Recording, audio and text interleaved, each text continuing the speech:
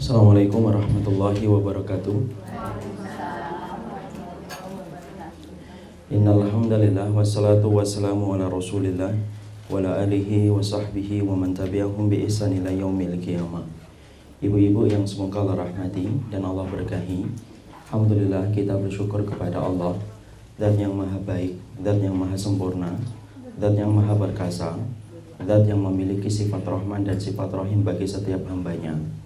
Tidak ada hamba yang paling beruntung kecuali adalah hamba yang beriman, yang telah beribadah kepada Allah, tidak berbuat syirik kepadanya di dalam ibadah, karena sesungguhnya hamba yang beruntung ketika dia menepati janjinya kepada Allah akan mendapatkan surga yang penuh dengan kenikmatan kekal di dalamnya bagi kita yang menepati janji kita dengan Allah Subhanahu wa taala. Inilah yang menjadikan kita senantiasa bersyukur karena semua yang kita dapatkan di dalam kehidupan, tulang belulang kita mampu tegak menyusuri kehidupan bukan karena kita kuat menggerakkan tulang, tetapi tulang belulang kita kuat menyusuri dalam kehidupan semata-mata karena kenikmatan yang Allah berikan kepada kita. Bersyukurlah kepada Allah, jangan hanya bersyukur kepada makhluk, jangan hanya pintar bersyukur kepada manusia, tetapi kita lupa bersyukur kepada Zat yang menyempurnakan semua kenikmatan, yaitu adalah Allah Subhanahu wa ta'ala. Tentunya yang kita syukuri bukan hanya kenikmatan duniawi, tetapi yang kita syukuri adalah kenikmatan-kenikmatan yang bersifat rezeki. Tentunya kita harus paham, bedakan antara dunia dengan rezeki. Apa yang kita pakai itu dunia kita, apa yang kita minum itu dunia kita, apa yang kita tempati dari papan-papan sederhana itu adalah dunia kita. Tetapi ketika kita mendapatkan ketaatan, mendapatkan ibadah, serta mendapatkan ilmu, maka itu adalah rezeki. Kadang-kadang kita bersyukur pada dunia, tetapi tidak bersyukur pada rezeki. Padahal yang paling penting dalam kehidupan adalah rezeki kita. Karena sesungguhnya rezeki kelak bermanfaat dalam kehidupan barzah dan bermanfaat pula dalam kehidupan kita di akhirat. Makanya Nabi Musa ketika beliau berdoa kepada Allah, beliau berkata di dalam untayan doanya yang indah, warzuqni fahma, berikanlah kami rezeki. Tetapi yang diminta oleh Nabi Musa bukan emas, bukan perak, tetapi yang diminta oleh Nabi Musa, berikanlah kami rezeki, yaitu adalah rezeki kefahaman ilmu yang kau turunkan. Maka itulah yang diminta oleh Nabi Musa alaihi salam. Inilah rezeki.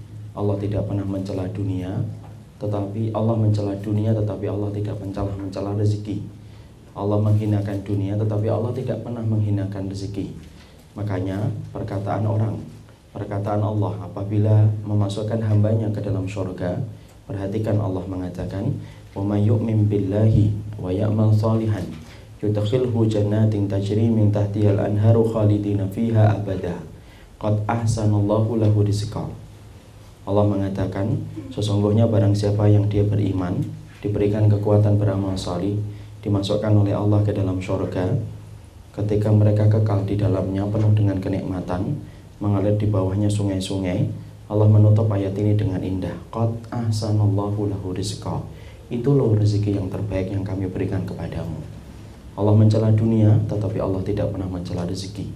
Padahal penduduk neraka ketika mereka dibenamkan, dibolak-balik di dalam neraka, ketika mereka dibolak-balik di dalam neraka, maka sesungguhnya lihatlah perkataan Allah kepada mereka, adhabtum thayyibatikum fi hayatikumud dunya wastamta'tum biha.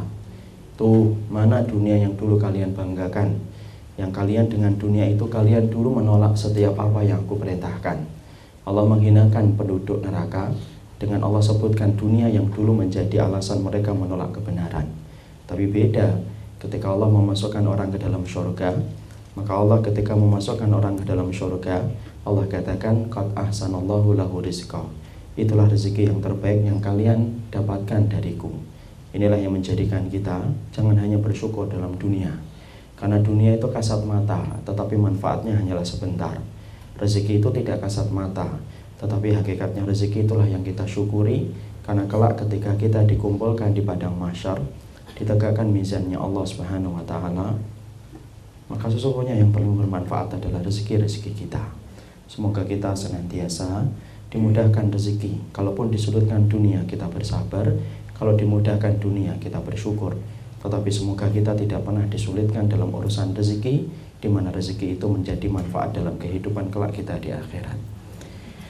Barakallahu fikum. Ibu-ibu yang semoga Allah rahmati, sudah cukup lama kita tidak bersua dan tidak berjumpa. Akhirnya kemudian ada sumur di ladang dan akhirnya kita bertemu kembali. Akhirnya dalam kesempatan ini kita berjumpa kembali dan bersua kembali. Tentunya walaupun hari ini kita sudah berada pada 10 hari yang terakhir pada bulan Dzulqa'dah, walaupun ini sangat terlambat, tetapi saya tetap mengucapkan dan menyelipkan doa. Karena doa itu tidak mengenal kadaluarsa, doa itu tidak mengenal kelewat batas, expired. Maka saya tetap mengucapkan doa taqabbalallahu minna wa minkum. Taqabbal ya karim. Semoga Allah terima segala amal kita, segala kepayahan kita, dari apa yang telah kita lakukan, dari apa yang kita goreskan dalam lembaran hidup kita dan hari kita di bulan Ramadan. Taqabbal ya karim. Semoga Allah kabulkan permohonan kita. Ibu-ibu harus paham, taqabbalallahu minna wa minkum itu tidak diucapkan oleh Nabi, tidak disampaikan oleh Rasul, tidak pernah membasahi lisannya beliau ketika beliau mengucapkan taqabbalallahu minna wa minkum. Tetapi doa itu datang dari para sahabat, diwariskan pula kepada para tabi'in dan tabi'ut tabi'in. Mungkin ada yang berkomentar, kalau begitu bid'ah dong Ustaz. Bukan, karena yang datang dari sahabat, datang pula dari para tabi'in, merupakan bagian dari ketentuan sunnah, di mana kita pun diperintahkan untuk mengikutinya. Kita harus paham apa kondisi yang melatar belakangi para sahabat, para salaf mengucapkan taqabbalallahu minna wa minkum, yang artinya adalah semoga Allah terima segala amalan kita. Tidaklah para sahabat, para tabi'in, mereka mengucapkan doa itu karena mereka khawatir amal yang mereka lakukan di bulan Ramadan belum tentu menjadi jaminan dan belum tentu menjadi garansi amal itu diterima dan membuka pintu langit.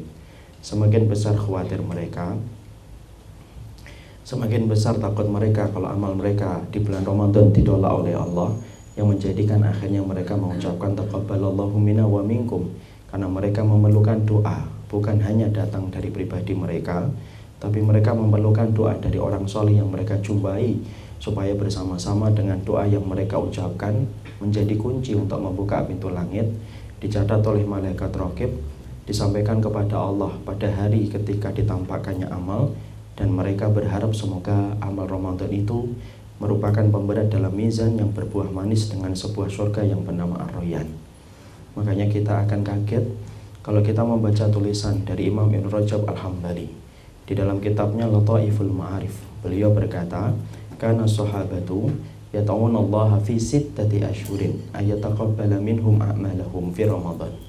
Kalau kita perhatikan para sahabat, sesungguhnya para sahabat itu kalau ditinggalkan Ramadan, prioritas mereka yang paling besar di dalam berdoa yaitu adalah bagaimana mereka berharap amal mereka diterima oleh Allah di bulan Ramadan. Mereka melazimi doa semoga amal mereka diterima di bulan Ramadan. Itu bukan hanya 1 hari, 2 hari, 3 hari, 1 dan 2 pekan, tapi mereka meminta itu sampai 6 bulan mereka meminta. Jadi tidak ada prioritas doa yang dilakukan oleh para salaf ketika mereka di bulan Syawal, Dzulqa'dah, Dzulhijjah, kecuali yang paling banyak adalah mereka meminta semoga amal mereka betul-betul diterima, dan mereka melazimi doanya selama 6 bulan. 6 bulan, Syawal, Dzulqa'dah, Dzulhijjah, Muharram, maka kemudian mereka memperbanyak doa itu terus menerus. Mereka ketuk pintu langit dengan doa, mereka berharap Ramadan mereka diterima oleh Allah. Karena kalau puluhan Ramadan kita ditolak, tapi ada satu saja Ramadan kita yang diterima, maka kita harusnya mampu tersenyum karena akan mendapatkan royan. Tapi ketika puluhan Ramadan telah kita lewati, puluhan kali kita menjadi alumni Ramadan, tetapi kita tidak pernah tahu berapa kali apa yang telah diterima oleh Allah, yang menjadikan kita khawatir. Tolong jangan diganti doanya dengan yang lain dulu. Maka perbanyaklah doa. Kalau kita mencontoh para sahabat, perbanyaklah doa dulu. Jangan pernah bosan walaupun kita telah ditinggalkan Ramadan hampir 2 bulan, tapi sesungguhnya tidak ada jaminan Ramadan kita telah diterima. Kalau kita tidak yakin, yang kita lakukan adalah memperbanyak doa. Cakrawala langit kita isi dan kita penuhi dengan permohonan kita. Kalaulah doa kita melewati waktu yang mustajab, pada saat itulah Allah membuka pintu langit. Beruntung siapa? Bukan hanya orang yang mendapatkan hadiah, tapi beruntung ketika dia berdoa melewati waktu yang mustajab. Ketika Allah sedang membuka pintu langit, Allah terima. Satu saja, kalau kita sudah ada amal kita yang diterima, satu saja, maka sudah cukup untuk mendapatkan surga. Karena Allah yang kita sembah dan kita harapkan surganya berfirman, "Faman ya'mal mithqala dzarratin khairan yarah." Oleh karenanya, kalau kita melewati bulan Ramadan, kalau sudah selesai jangan terlalu bergembira, karena sesungguhnya kalau itu sikap orang yang diterimanya amal, bukan terlalu bergembira. Jangan kemudian kita terlalu bergembira, toh kita juga tidak tahu apakah amal kita telah diterima oleh Allah ataukah belum. Moga-moga kita senantiasa diterima segala amal dan ketaatan kita, kepayahan kita, keletihan kita dalam puasa, di dalam qiraah, di dalam tilawah, di dalam iktikaf, sampai diakhiri dengan zakat, diakhiri pula dan kita bungkus pula dengan puasa Syawal, betul-betul menjadi amal yang Allah terima dan berbuah manis dengan pintu Ar-Rayyan. Ibu-ibu yang semoga Allah rahmati dan Allah berkahi, sekarang mari kita buka kajian kita, kajian buku, di mana saya lupa membawa bukunya. Bukunya sampai mana kita? Halaman berapa? 45. Sebelum kita membahas halaman 45, kita terangkan dulu mukadimah.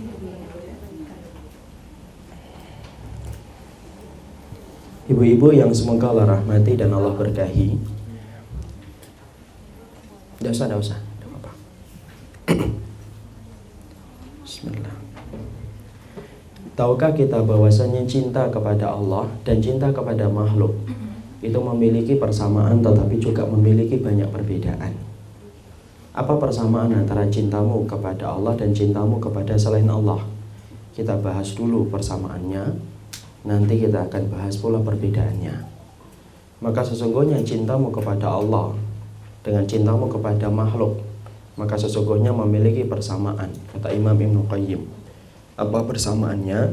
Persamaannya adalah sama-sama meletihkan, sama-sama melelahkan, dibutuhkan dengan perjuangan, dan dibutuhkan dengan pengorbanan yang besar.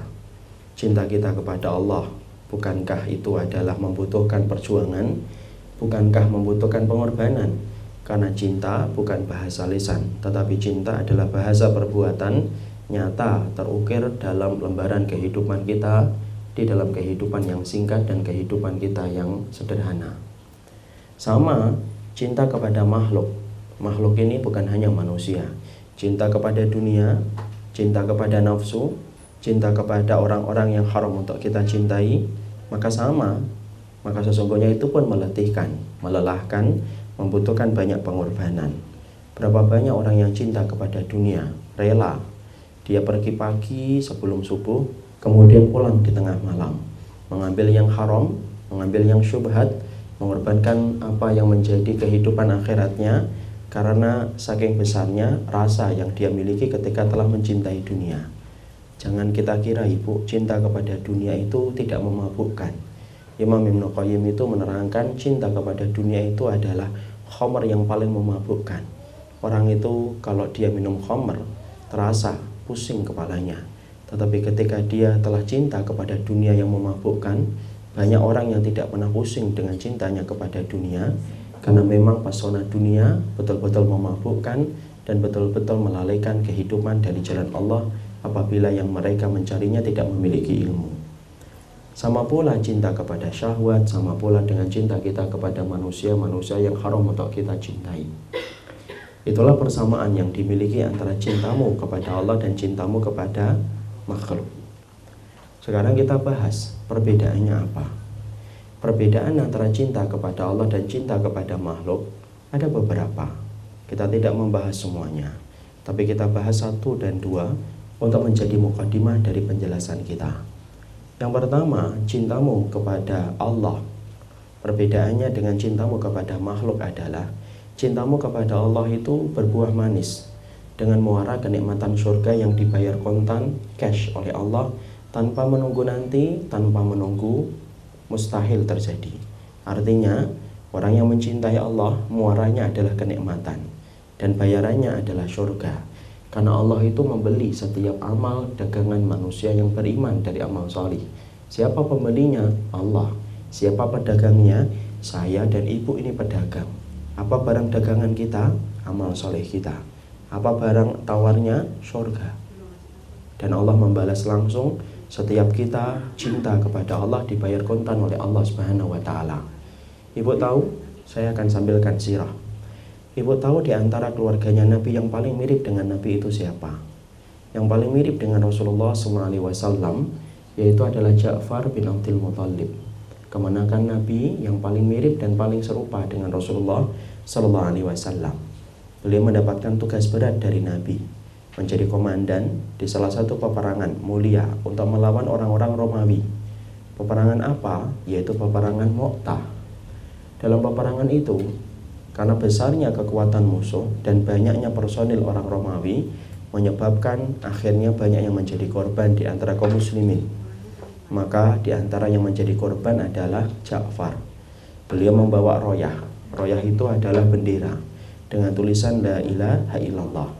Maka ketika dia membawa dengan tangan kanannya terputus. Diambil dengan tangan kirinya putus tus. Kemudian dia berusaha untuk membawa royah yang dibebankan oleh Nabi dengan lehernya pun akhirnya dipenggal oleh orang Romawi, putus dari badannya. Itu terjadi di waktu siang. Tahukah kita ibu, malamnya Rasulullah SAW mendapatkan kabar dari Allah. Beliau berjumpa dengan Ja'far dalam mimpinya. Pagi harinya Rasulullah bersabda, "Inni ra'aitu Ja'faran yatiru bi janahaihi fi sama'il jannah." Aku telah melihat Ja'far tadi malam. Allah memperlihatkan nasib yang Allah berikan kepada Ja'far. Allah mengganti kedua tangannya Ja'far dengan sayapnya malaikat. Sesungguhnya Ja'far terbang di langit-langit surga, menikmati apa yang indah di dalam surga sampai datangnya ketentuan hari kiamat. Dan itulah kenikmatan yang Allah berikan kepada Ja'far ketika Allah menerima kedua tangannya yang putus dan Allah ganti dengan kedua sayap malaikat. Itulah cinta kepada Allah, terbayar kontan. Di mana seseorang ketika dia cinta kepada Allah, dia tidak pernah kecewa, karena Allah zat yang tidak pernah mengecewakan. Cinta kepada Allah tidak pernah membuat kita bersedih harusnya. Karena apa? Karena Allah akan menguatkan orang yang mencintainya. Tapi yang jelas, cinta kepada Allah itu berbuah manis, yaitu adalah dengan surga yang Allah berikan bagi keletihan dan kepayahan yang dia dapatkan. Beda cinta kepada makhluk. Cinta kepada makhluk adalah cinta yang disandarkan kepada selain Allah. Dia letih, dia lelah, tapi belum tentu dia akan mendapatkan hal yang manis. Orang yang cinta kepada dunia tidak ada tempat kembalinya kecuali neraka. Orang yang cinta kepada syahwatnya sampai meninggalkan larangan, maka pun sama, dia pun tidak akan mendapatkan kenikmatan apapun dari surgawi. Kenapa? Cintanya kepada makhluk akan mengakibatkan rusak kehidupan di akhiratnya apabila cinta kepada selain Allah Subhanahu wa taala. Itu cinta kepada makhluk. Perbedaan yang kedua, cinta kepada Allah dan cinta kepada makhluk adalah cinta kepada makhluk itu sesuatu yang mustahil kita akan dapatkan cinta dari seluruh makhluk. Mustahil kita akan dapatkan cinta dari seluruh manusia. Ibu kalau ingin dicintai oleh seluruh manusia, mungkin atau tidak mungkin? Mustahil ibu. Makanya Imam Syafi'i berkata, ghayatun nasi la tudrak. Kalau kamu mencari keridhaan manusia, cintanya manusia itu la tudrak, tidak mungkin kamu dapetin semuanya. Kita dicintai sebagian manusia, tetap kita akan dibenci oleh sebagian manusia yang lainnya. Kita nguber bagaimana kita diridhoi. Kamu diridhoi fulana, kamu diridhoi fulana, tapi kamu tidak diridhoi oleh fulana dan fulana yang lainnya. Kenapa semacam itu? Karena sesungguhnya mencari keridhaan dan kecintaan dari seluruh manusia merupakan perkara yang mustahil terwujud dan perkara yang mustahil akan terjadi.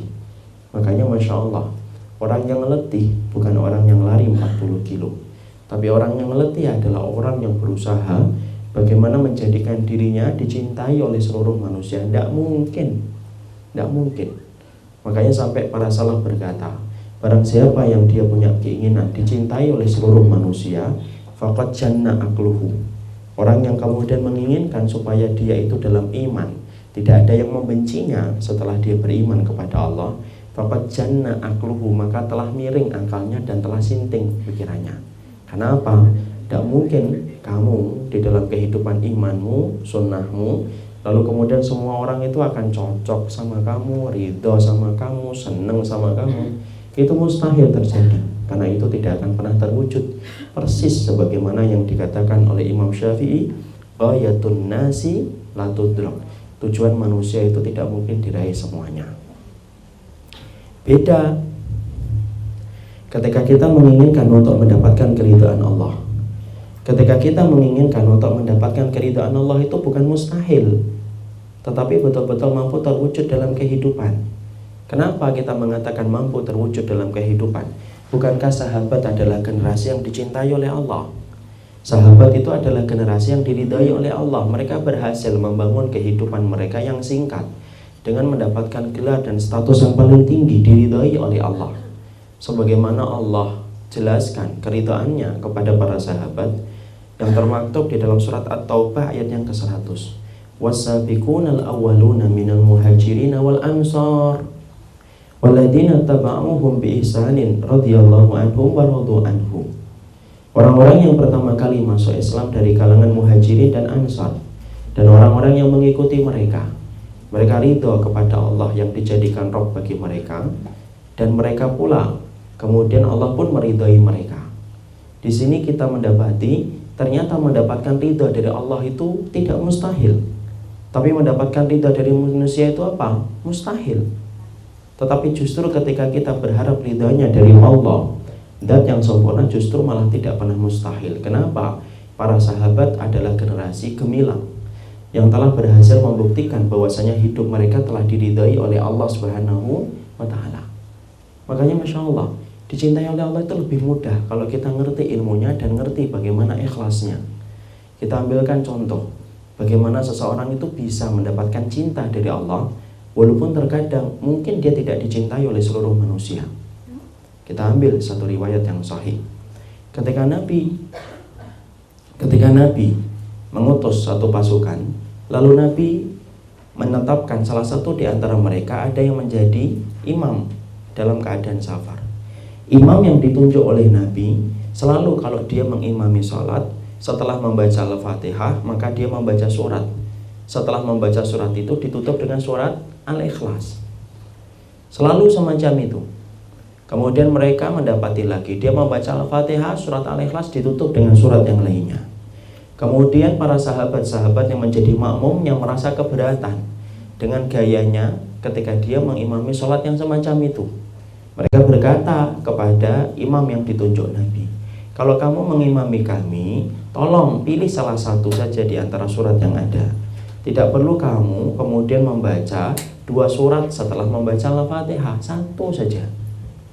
Kemudian sang sahabat itu berkata, enggak, begitulah saya membacanya setiap saya sholat.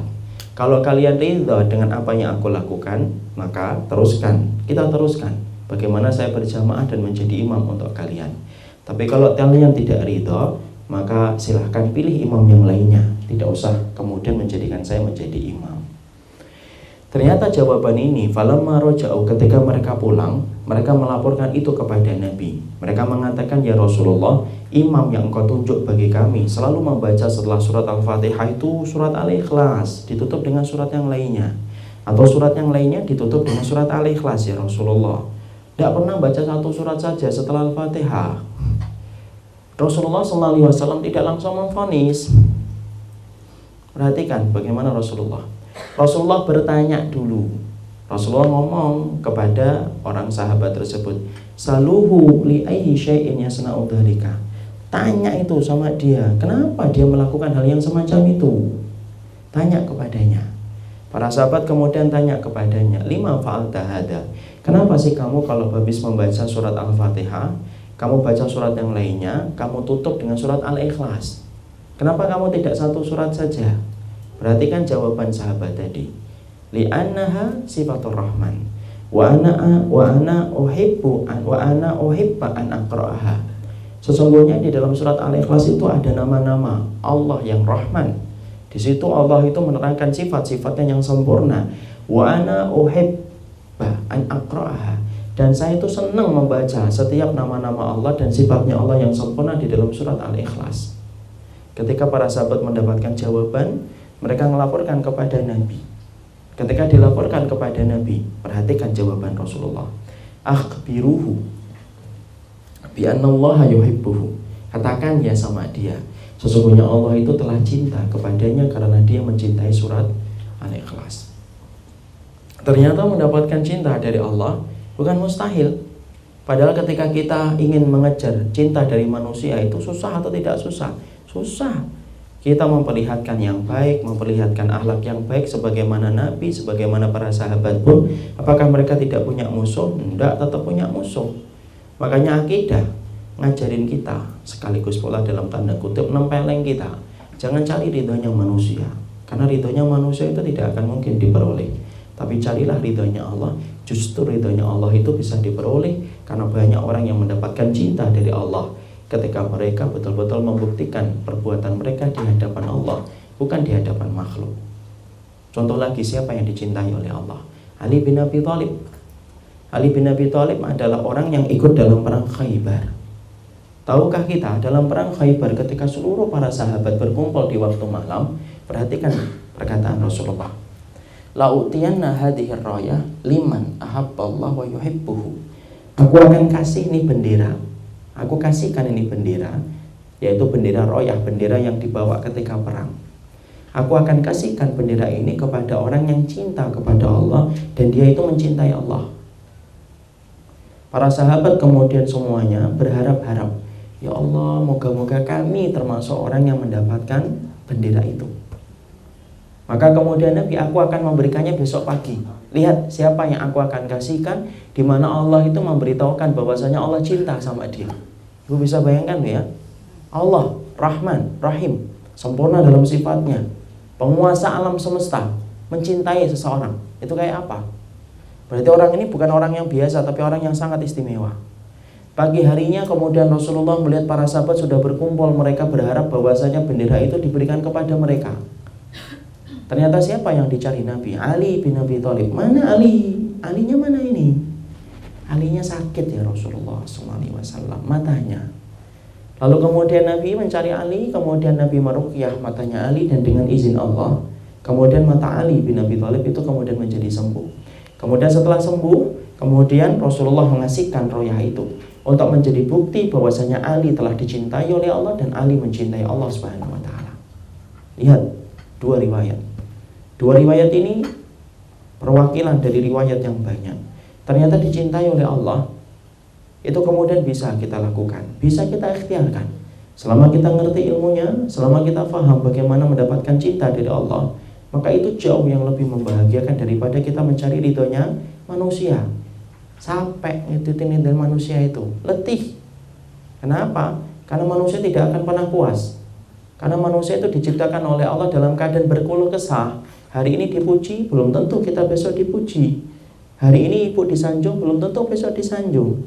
Hari ini kemudian ibu diberikan sesuatu, belum tentu besok ibu kemudian dijaga kehormatannya. Kenapa?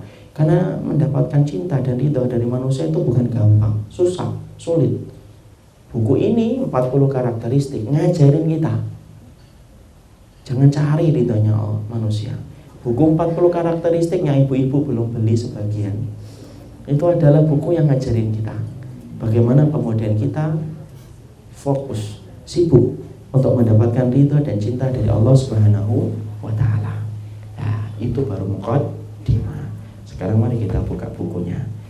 Kita sibukkan diri kita supaya kita mendapatkan surah cinta dari Allah ketika kita memantaskan diri di hadapan Allah, bagaimana kita dicintai oleh Allah Subhanahu wa taala. Maka yang sudah kita pelajari, anak tangga yang kita pelajari dalam buku ini berapa? Ada 40 anak tangga. Kalau boleh saya mengibaratkan cinta Allah itu di puncak, maka ada anak tangga yang menghantarkan kita kepada puncak keridhaan Allah Subhanahu wa taala. Anak tangga yang pertama yang sudah kita pelajari apa? Yaitu adalah thaharah. Jangan remehkan thaharah ya, karena sesungguhnya thaharah tidak pernah menjadi remeh di hadapan Allah Subhanahu wa taala. Thaharah yang menjadikan kaum Ansar dicintai oleh Allah. Thaharah yang menjadikan Bilal dimasukkan ke dalam surga. Toharoh pula yang menjadikan Allah memerintahkan Nabi Musa sebelum mendapatkan kitab Taurat diajari dulu akhlak oleh Allah. Fakhlaqna alaika innaka bil wadil muqaddas tuwa. Musa, lepaskan sandalmu karena kamu berada di sebuah tebing yang telah disucikan oleh Allah. Allah sebelum menurunkan kitab Taurat, Allah ngajarin akhlak kepada Nabi Musa. Ini yang pentingnya akhlak. Dan akhlak yang Allah perintahkan, akhlak apa? Akhlak toharoh ketika Nabi Musa diperintahkan untuk melepaskan sandalnya. Jangan remehkan toharoh, karena saking besarnya toharoh itu sampai ibu ketika sudah menutup mata, kaku seluruh tubuhnya, dan kemudian akan dibawa berkalang tanah. Apa kewajiban yang diberikan oleh Allah kepada yang masih hidup? Keluarganya ibu yang masih hidup diperintahkan untuk memandikan ibu, memandikan saya kalau mati. Padahal kalau kita logikanya, ngapain dimandikan? Padahal kita akan dibawa ke tanah, dibawa kemudian tempat yang kotor, dibawa tempat yang kita selalu membersihkan kaki kita ketika tersentuh olehnya ketika di luar rumah. Tapi karena cintanya Allah kepada toharoh, Allah perintahkan keluargamu yang masih hidup, kalau mendapati dirimu dan diriku meninggal dunia, terbujur kaku dan akan berkalang tanah, Allah perintahkan keluarga kita memandikan kita saking cintanya Allah kepada toharoh. Makanya kalau ada dua orang jalan, ibu-ibu jalan ngobrol memakai hijab yang sama-sama syar'i, kemudian ngobrol sama-sama kontennya adalah ilmu, yang satu suci, yang satu tidak suci, maka yang suci lebih besar keutamaannya di sisi Allah, dan orang yang tidak suci lebih rendah kualitasnya di hadapan Allah. Kenapa? Kesucian itu membedakan antara satu dengan fulanah yang lainnya. Bukankah kita mengetahui bahwasanya ketika kita tidur saja Allah bedakan mana yang bersuci dan mana yang tidak bersuci. Bukan hanya Allah, bahkan malaikat saja membedakan. Man bata tahiran bata ilaihil malak fi syiarihi. Barang siapa orang yang tidur di waktu malam, ketika dia suci, maka malaikat tertarik untuk kemudian tidur menjaganya di ujung rambutnya. Kalau kemudian ibu suci, maka malaikat akan tidur melindungi ibu sepanjang malam ketika ibu telah bersuci. Padahal kita sepakat ketika tidur kita dalam keadaan tidak sadar, tidak terkena beban kewajiban, tidak terkena beban hukum. Tapi ternyata walaupun tidak terkena beban hukum dan bukan mukallaf, tapi Allah bedakan mana yang suci dan mana yang tidak suci. Dan Allah itu tidak suka orang yang berhadas. Allah tidak suka dengan orang yang junub. Makanya orang yang junub diperintahkan segera untuk mandi. Orang yang berhadas disunahkan segera untuk berwudu. Karena Allah Rabb yang kita harapkan surganya mencintai orang yang berjalan, orang yang tidur dalam keadaan dia suci dalam setiap waktu yang dia lewati. Makanya Masya Allah, ibu tahu Syekh bin Baz menjelaskan, kalau ada seorang suami dicampuri istrinya, seorang suami mencampuri istrinya,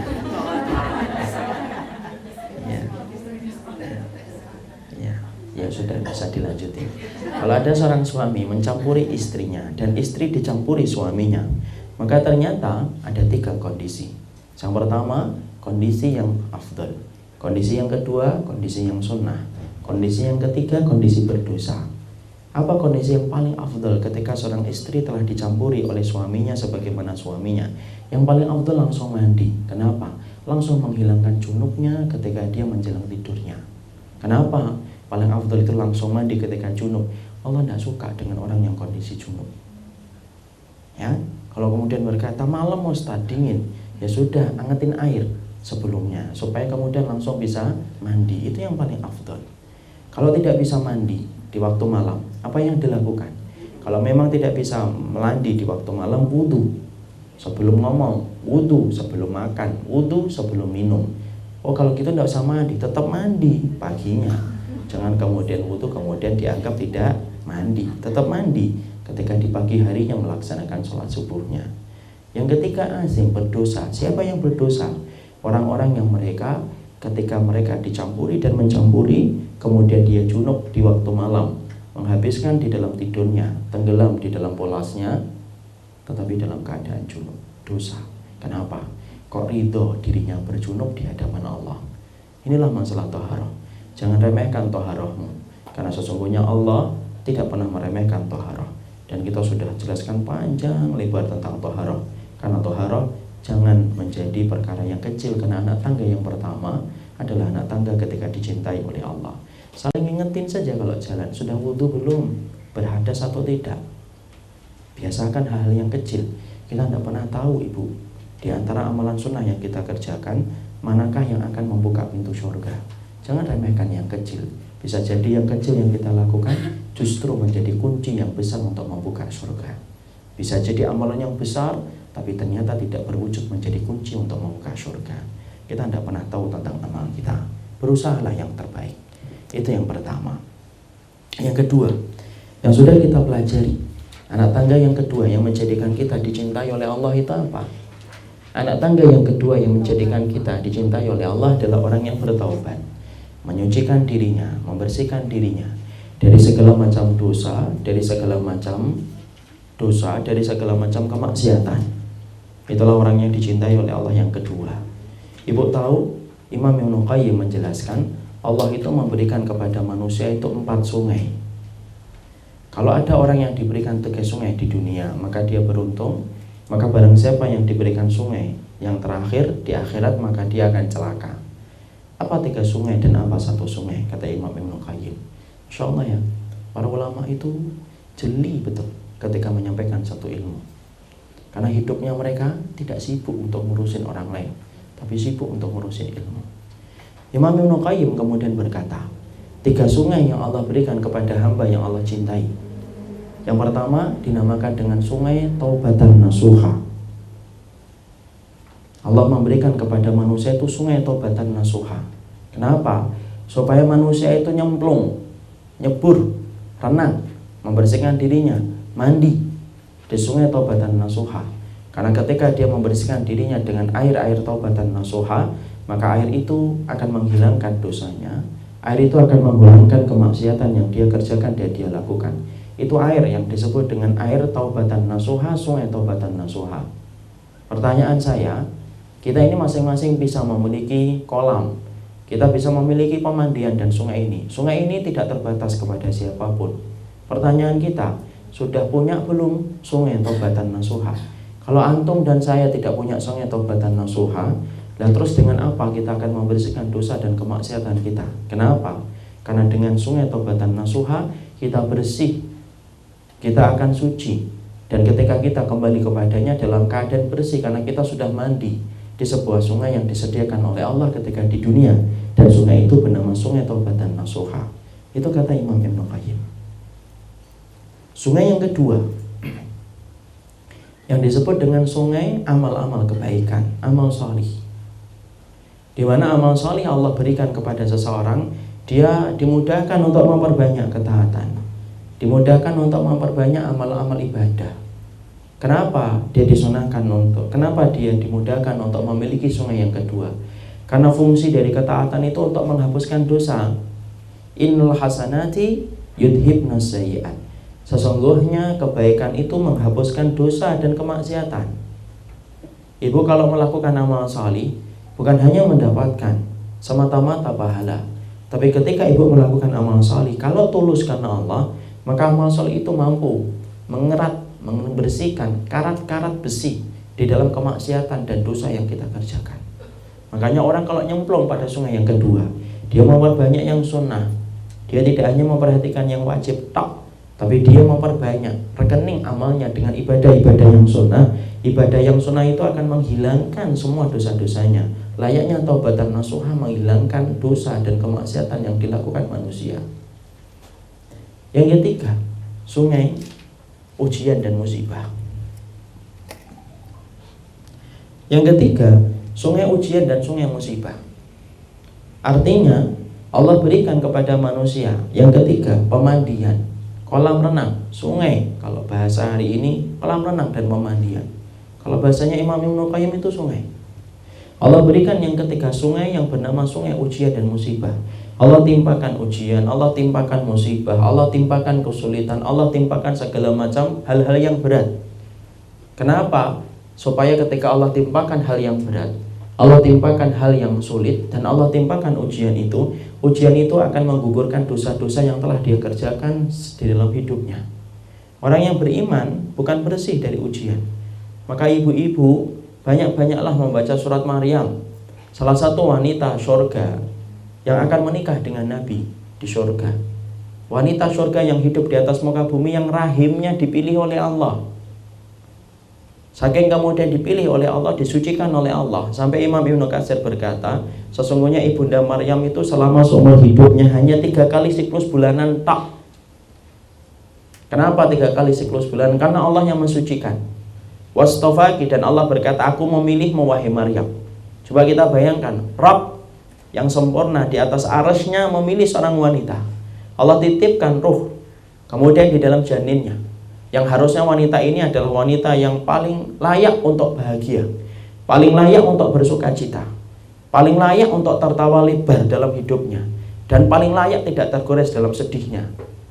Tapi tahukah kita apa yang dikatakan oleh Maryam? Maryam itu diceritakan detailnya oleh Allah bagaimana ujiannya Allah timpakan kepada Ibunda Maryam. Sebagaimana Allah sampaikan di dalam surat Maryam yang ke-23. Fa'aja'ahal makhadu ila jid'in nahlati. Qalat ya laitani mittu qabla hadha wa kuntu nasyan mansiya. Seorang Ibunda Maryam, penduduk surga, wanita yang suci, wanita yang kemudian mulia, wanita yang nikah dengan Nabi ketika di surga.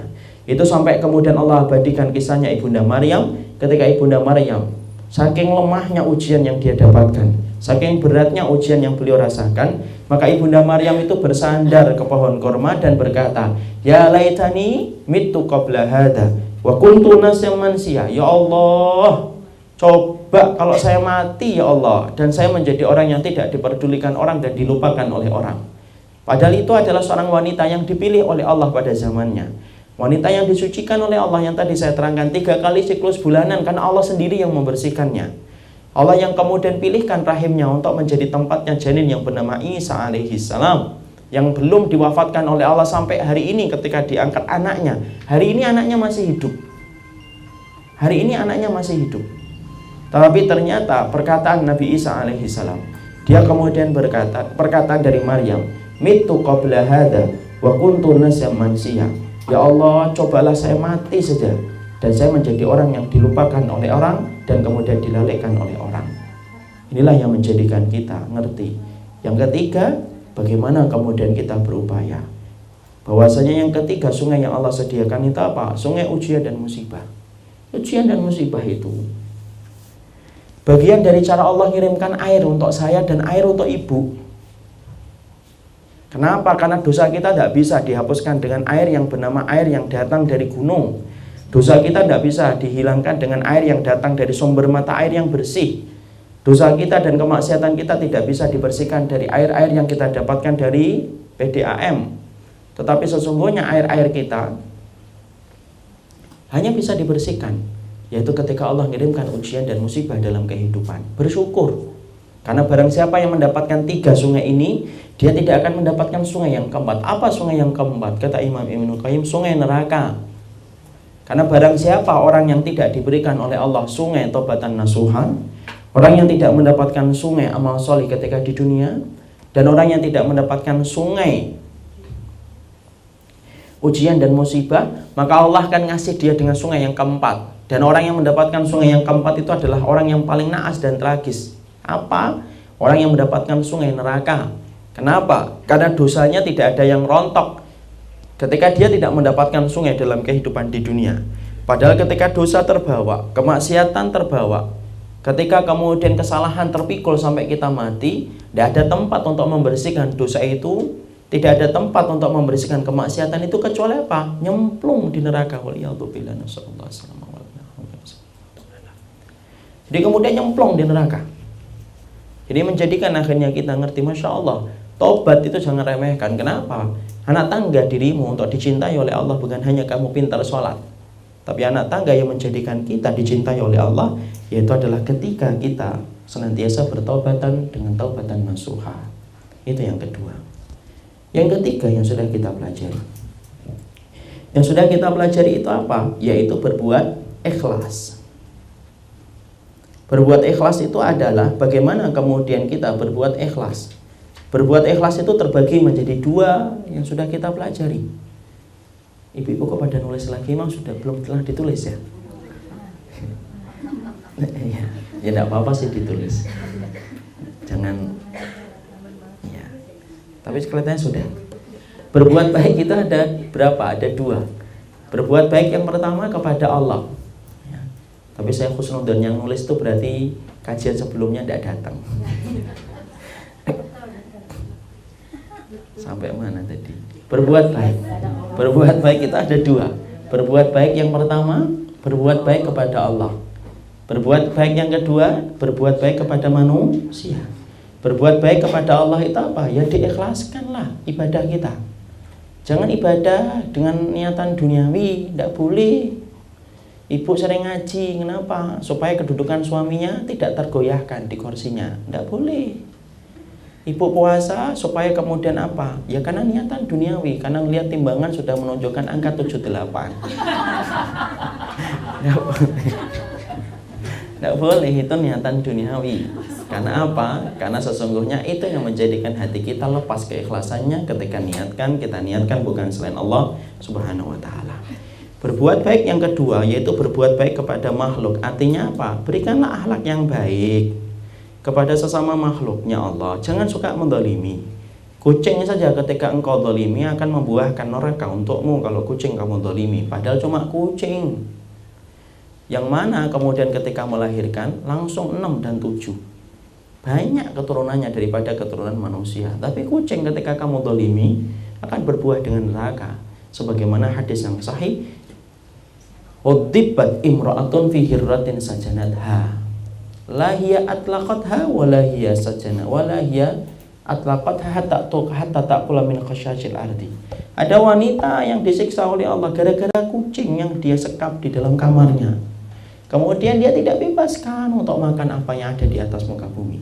Dan kemudian dia sekap, dia dekap kucing itu sampai kemudian akhirnya kucing itu mati kelaparan ketika tidak mendapatkan akses makanan yang ada bertebaran di atas muka bumi. Kalau kucing saja didolimi, Allah menegakkan keadilan, apalagi manusia.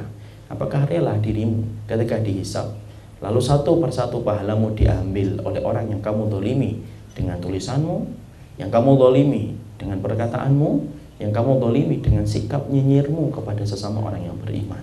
Karena akhlak itu ditanyakan kepada Imam Ibn Rajab, akhlak itu apa sih? Beliau berkata, akhlak itu 3. Yang pertama, kaful adha, cegah dirimu supaya tidak mendolimi orang, cegah dirimu untuk tidak menistai dan kemudian menodai kedoliman seseorang. Yang kedua, ihtimalul adha, sabar ketika didolimi. Yang ketiga, badrul adha, berikanlah tanganmu, ulurkanlah tanganmu, ringankanlah kakimu untuk menolong orang. Dan itulah arti berbuat baik. Berbuat baik kepada manusia, berbuat akhlak. Berbuat baik kepada Allah artinya mengikhlaskan perbuatan kita hanya kepada Allah semata. Itu yang sudah kita pelajari. Sekarang mari kita bahas pembahasannya. Sampai mana kita? Yang keempat, ya kan?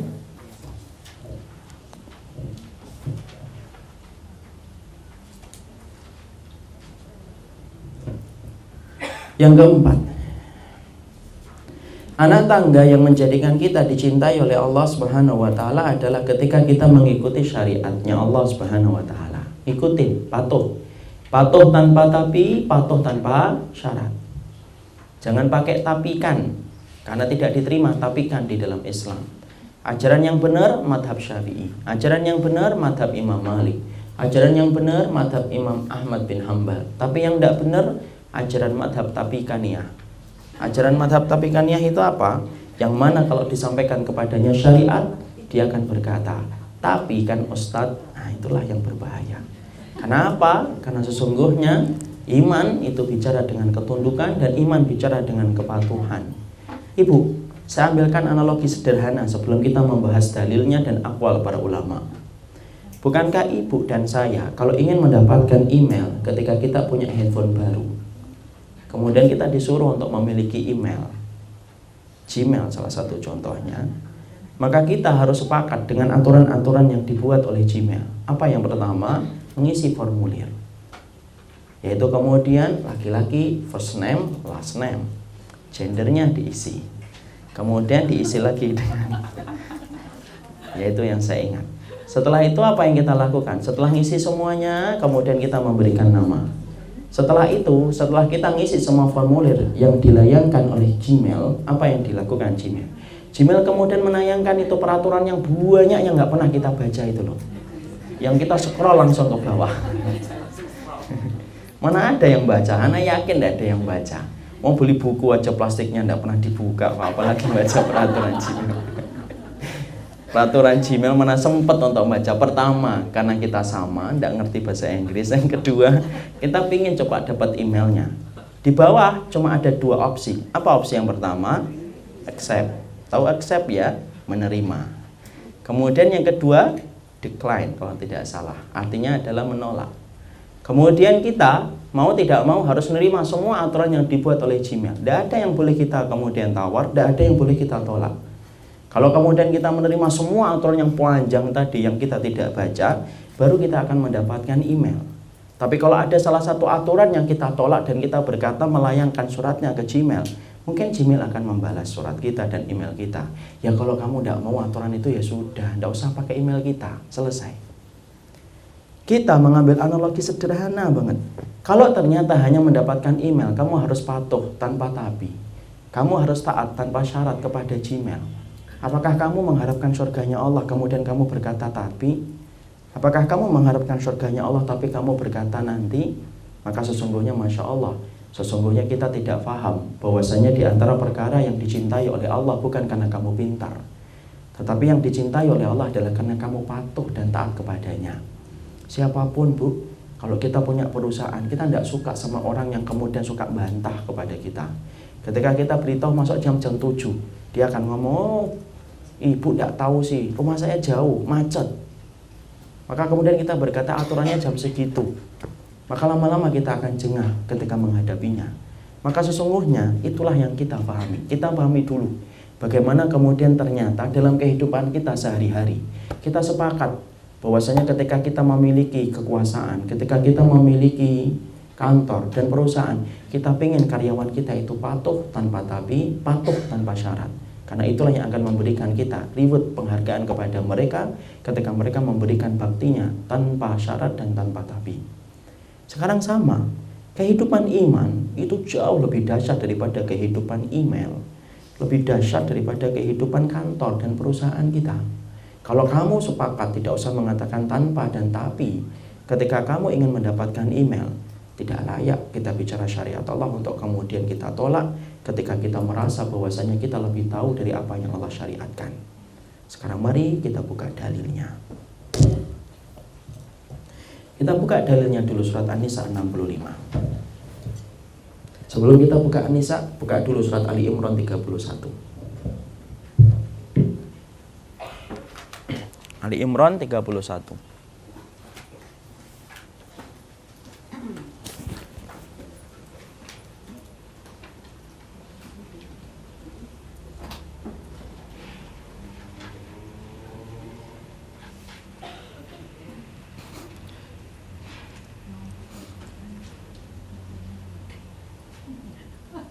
Dibaca movie-nya. Katakanlah Muhammad, jika kamu mencintai Allah, ikutilah aku. Niscaya Allah mencintaimu dan mengampuni dosa-dosamu. Allah Maha Pengampun dan Maha Penyayang. Allah berfirman yang pertama, yaitu adalah bagaimana dalilnya. Allah itu memerintahkan kita untuk taat kepada Nabi, memerintahkan taat kepada Rasul. Karena ketika kita disebut syariat, pahami syariat itu adalah apa yang Allah perintahkan dan apa yang Allah larang, dan apa yang diperintahkan Rasul dan apa yang dilarang oleh Rasul. Itu yang dinamakan dengan syariat. Ya. Allah lalu berfirman pada ayat ini, yaitu adalah surat Ali Imran 31.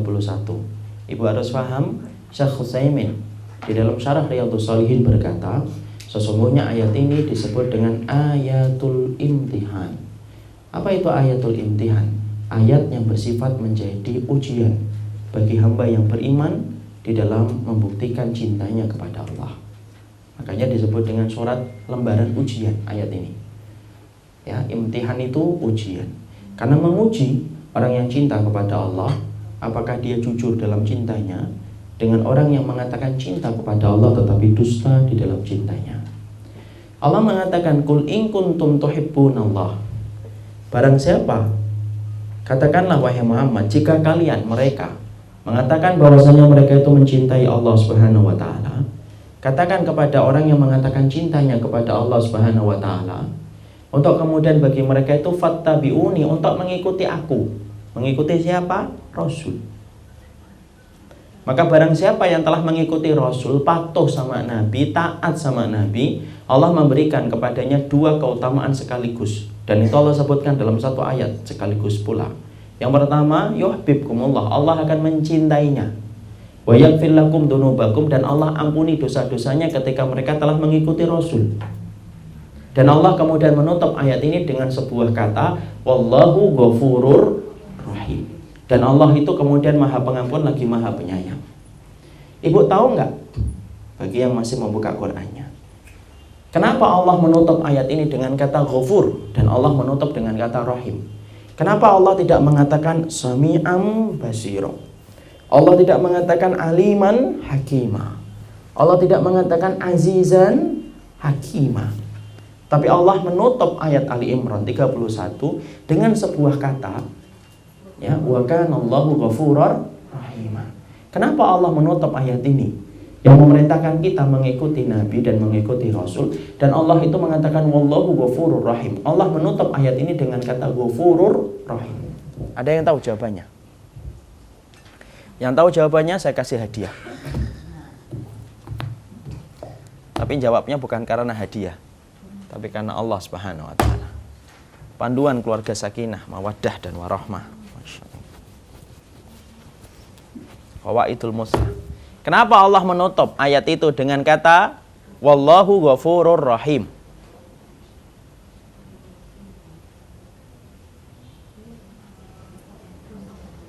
Jangan ngeliatin saya, jawab. Kenapa Allah menutup dengan kata wallahu ghafurur rahim? Kenapa? Saya kasih hadiah 2 yang bisa jawab. Jangan sampai saya naikkan 3 ya. Kenapa Allah menutup dengan kata wallahu ghafurur rahim? Karena Allah maha pengampun lagi maha penyayang. Yaitu kenapa? Itu sudah kita ketahui bahwasanya Allah maha pengampun lagi maha penyayang. Tapi yang saya tanya, kenapa? Kenapa? Dalam bahasa Arabnya limada. Dalam bahasa ininya why.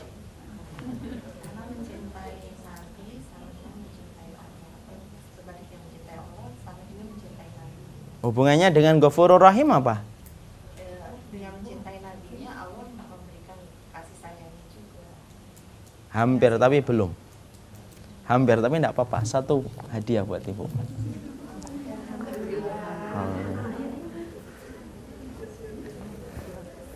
Bukan terima kasih bu, jazakallah khair. Nanti dibuka plastiknya ya, jangan lupa. Kenapa Allah menutup dengan itu? Ya ibu. Karena untuk mendapatkan cintanya Allah, Allah akan cintanya Allah ditunjukkan dengan jalan mengampuni dosa-dosa orang yang bersalah tadi. Karena orang-orang yang diampuni dosa-dosanya Allah, dia mendapatkan cintanya Allah, maka Allah menandaskan dengan Ghafurur Rahim. Bukan. Hampir sama, tapi bukan. BUKAN, bukan. Ada yang tahu? Ada yang tahu? Iya. Karena hanya Allah yang Maha Pengampun. Iya ibu, dari dulu Allah maha pengampun. Bukan. Diberilah berbuat kebaikan kan? Hampir, tapi bukan. Hampir. Saya kelihatannya pernah menyampaikan ini, tapi mungkin ibu-ibunya saat itu belum menuliskan, atau pas ketika saya ngomong ini pas masuk WhatsApp, lagi baca WhatsAppnya.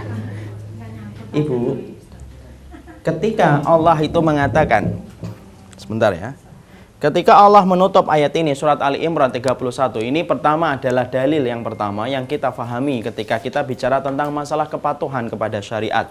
Syariat ini adalah syariat dari apa yang dibawa Nabi, bukan yang dibawa orang kafir ketika mereka membawa demokrasi, bukan yang dibawa oleh orang kafir ketika mereka membawa pluralisme, bukan yang dibawa oleh orang kafir ketika mereka menjajalkan pikiran-pikiran yang menyimpang dari jalan yang diminta oleh kita, yaitu kita adalah minta jalan yang lurus, jalan yang ditinggalkan Nabi. Makanya Masya Allah, hati-hati, jangan sampai dusta di dalam doa, karena banyak orang yang berdusta di dalam doa. Siapa orang yang berdusta dalam doa? Ketika dia mengatakan ihdinas siratal mustaqim, yaitu mintalah. Ada yang bisa dibantu? Ada yang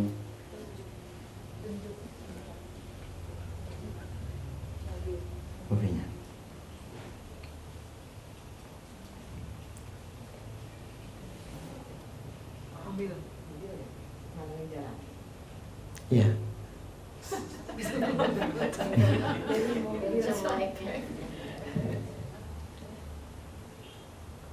Nomor katanya D317. D317 Iya. kaya. Pengumuman. Mobil D317A ya. Nggak usah dilihat, nanti yang dilihat malah ini. Coba lihat ke sini, pura-pura nggak ngelihat aja. Karena dulu saya pernah kayak gitu, saya ngumumin dari panitia, mobil ini Ustadz, saya baca, nggak ada yang berdiri. Ternyata mobil saya sendiri, saya lupa. Itu di Bandung kejadiannya. Jadi kita kembali. Kenapa Allah menutup ayat ini dengan kata Wallahu Ghafurur Rahim? Tidaklah kemudian Allah menutup ayat ini dengan kata Wallahu Ghafurur Rahim. Inilah penjelasan yang disampaikan oleh Syekh Utsaimin. Beliau berkata, karena sesungguhnya kita akan mendapatkan sifat ghafurnya Allah dalam kehidupan kita ketika kita punya dosa. Satu, ketika kamu ngikuti nabimu. Dan kamu akan mendapatkan sifat rahimnya Allah. Kapan? Ketika kamu ngikuti nabi. Makanya orang kalau ingin diampuni kalau tidak mengikuti sunnah, susah. Kalau ada orang yang ingin mendapatkan rahmatnya Allah dan dikasihi oleh Allah sebagaimana Allah mengasihi para sahabat, tapi dia tidak mengikuti sunnahnya Nabi, sulit. Makanya Allah tutup bukan dengan kata sami'an alima, bukan. Dengan sami'an basirah, tidak. Tapi Allah menutup ayat ini dengan Wallahu Ghafurur Rahim, karena kamu dan saya akan mendapatkan sifat ghafurnya Allah ketika ngikutin Nabi, dan kita akan mendapatkan sifat rahimnya Allah ketika ngikutin Nabi. Ya. Jadi ayat ini memberikan penjelasan gamblang kepada kita, Masya Allah, bahwasanya mengikuti syariat itu merupakan bagian besar dalam kehidupan kita. Karena apa? Itu loh jembatan yang menjadikan kita dicintai oleh Allah Subhanahu wa Ta'ala. Tidak ada perkara yang paling detail mengatur dalam kehidupan kita kecuali perkara apa? Sunnah, Ibu. Mari deh kita geser itu pemikiran kita dan mari kita koreksi pemikiran kita bahwasanya Islam itu hanya sholat, puasa, zakat ditutup dengan haji dan umrah. Tak, enggak. Sesungguhnya Islam itu terbangun dari sunnah dan sunnah itu ngatur seluruh dalam kehidupan kita. Tidak ada yang tertinggal. Bahkan sampai dalam urusan-urusan yang kecil pun diatur dengan syariat dengan sempurna. Tidak ada di antara aturan yang kita butuhkan untuk menjadi jalan kita ke surga kecuali telah diatur dengan sunnah. Bahkan Ibu tahu, sampai Nabi saja berkata, Zur gibban tazid hubban.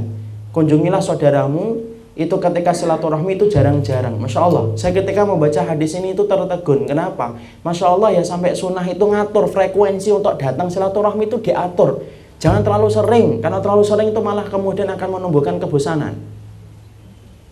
Saya mikir Masya Allah ya, sampai aturan. Sampai aturan Ibu ketika ngetok pintu, di mana berdirinya, diatur dengan sunnah atau tidak? Diatur dengan sunnah. Ibu kalau ngetok pintu, jangan di depan pintu langsung. Yang mana kalau sahibul baitnya ketika membuka akan kelihatan aurat rumahnya. Ya, karena apa? Rumah itu aurat, Ibu. Makanya kemudian kita sampai diperintahkan untuk menjaga auratnya teman-teman kita dan sahabat kita ketika mereka memiliki rumah. Jangan mentang-mentang ketika kita sudah menjadi sahabat, kita masuk, ada kamar yang tidak boleh dibuka, kita marah. Kamu itu temenan sama saya, masih ada aja yang kamu sembunyikan. Ya boleh lah, namanya sahabat kan tidak berarti harus mengetahui semuanya. Loh, sampai urusan anak aja tidak boleh loh. Anak boleh nggak mendatangi kamar orang tuanya secara bebas? Tidak boleh. Ada 3 waktu yang tidak diperbolehkan. Sampai anak diatur memasuki kamar ibunya dan bapaknya itu tidak boleh sembarangan. Mana ada syariat yang begitu detail ngatur kehidupan ini sebagaimana surat, sebagaimana sunnah. 3 tempat yang kemudian 3 waktu yang mana kemudian seorang anak tidak boleh masuk ke kamar ibu dan bapaknya. Padahal itu bapak, ibu dan bapaknya. Ibunya yang melahirkan dia lahir dari rahim ibunya, dan bapaknya yang keringatnya menjadikan dia itu dewasa. Tapi ternyata ada aturan sunnahnya. Kalau kamu masuk ke rumah orang tuamu, ada 3 waktu yang kamu harus minta izin. 1 sebelum subuh, 2 ketika menjelang duhur, 3 ketika habis isya. Kenapa? Pada 3 waktu itu kemudian seorang laki-laki biasanya membuka sebagian pakaiannya sebagaimana seorang wanita membuka sebagian pakaiannya. Padahal yang diharamkan siapa? Anaknya. Buka surat An-Nur.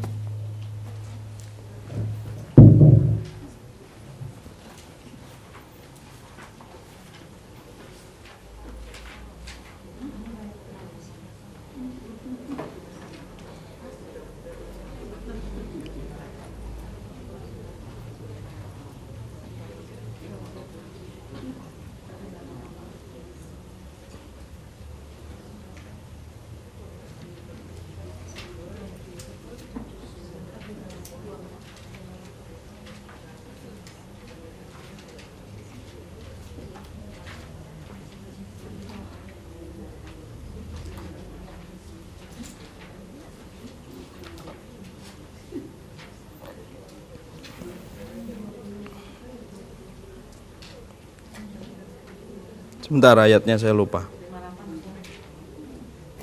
Bentar. Ayat 58. Dibaca. Mau. Surat An-Nur, surat yang ke-24, ayat yang ke-58. Wahai orang-orang yang beriman, hendaklah hamba sahaya laki-laki dan perempuan yang kamu miliki, dan orang-orang yang belum balik atau dewasa di antara kamu, meminta izin kepada kamu pada 3 kali kesempatan, yaitu sebelum sholat subuh, ketika kamu menegakkan pakaian luarmu di tengah hari, dan setelah sholat isya. Itulah 3 aurat waktu bagi kamu. Tidak ada dosa bagimu dan tidak pula bagi mereka selain dari 3 waktu itu. Mereka keluar masuk melayani kamu, sebagian kamu atau sebagian yang lain. Demikian Allah menjelaskan ayat-ayat itu kepada. Tuh Ibu. Ini loh syariat yang Allah kemudian berikan kepada kita untuk memuliakan kita. Sesungguhnya syariat itu tidak pernah menghinakan kehidupan kita selaku hambanya. Karena Allah tahu kita bodoh, diciptakan oleh Allah dan dilahirkan oleh Allah dalam keadaan tidak tahu apa-apa. Allah muliakan kita dengan Allah memberikan syariat supaya keluar dari pusaran kebodohan dan lingkaran kebodohan kita selaku manusia. Makanya Masya Allah kalau orang itu tidak mengikuti sunnah, itu pada dasarnya dia masih berada pada kebodohan yang dia bawa ketika baru dilahirkan. Dan itu detail ngatur kehidupan kita, tidak ada yang tertinggal. Loh, sampai urusan seorang anak masuk ke rumah orang tuanya saja diatur di dalam syariat sunnah. Itu menggambarkan betapa detailnya kehidupan sunnah ngatur dalam setiap inci kehidupan kita. Makanya tadi saya katakan di awal-awal, mari kita geser dulu, mari kita revolusi dulu pemikiran kita. Bahwasanya Islam itu hanya sholat, puasa, zakat, dan ditutup dengan haji dan umrah. Tok, enggak. Tapi sesungguhnya syariat Islam dan syariat sunnah ngatur detail setiap inci kehidupan kita. Tidak ada yang lepas kecuali sunnah telah menjelaskan. Dan itulah beruntungnya kita. Kenapa? Karena kita telah memiliki Nabi yang menjadikan kita akhirnya paham tentang apa yang kita dapatkan. Coba kalau kita tidak mendapati sunnah Ibu, kehidupan kita ini porak-poranda ketika kita itu tidak mendapati sunnah dalam kehidupan kita. Kalau Ibu dilahirkan oleh Allah tidak diturunkan syariatnya, kehidupan kita berantakan. Kenapa? Kita akan menjalani kehidupan dengan prasangka dan tidak dengan ilmu. Siapa yang akhirnya rugi? Orang yang ngikutin prasangka. Coba kita kemudian kalau kemudian nggak ngerti bahwasanya Nabi menjelaskan dalam sunnah kalau memandikan mayit itu pelan-pelan. Karena kita tidak pernah tahu hadisnya. Misalkan kita tidak pernah ngerti sunnah, apa yang terjadi? Ibu akan mandikan orang kemudian dalam keadaan bersungguh-sungguh disikat dengan luar biasa. Karena semangatnya adalah semangat untuk kemudian membersihkan. Yang terjadi apa? Kesakitan. Padahal Nabi menjelaskan dalam hadis, inna qasra admal mayyiti ka kasri admil hayyi. Mematahkan tulang orang yang mati sama dengan mematahkan tulang dia ketika hidup. Coba kalau kita nggak ngerti hadis satu tok ini saja, apa yang terjadi akibatnya? Kita anggota keluarganya, kalau ibu kita meninggal dunia, ibu pengen memberikan khidmah yang terakhir, tapi tidak ngerti bahwasanya ketika kamu memandikan jenazah ibumu, kamu harus lembut. Itu baru satu hadis tok loh. Akhirnya apa? Kita ngelihat kan penyimpangan orang ketika tidak paham sunnah. Makanya kita katakan orang yang beruntung itu orang yang paham sunnah nabinya. Siapa yang rugi itu orang kafir. Sampai kemudian dibakar, kemudian mereka ketika mati dikremasi. Coba kita bayangkan.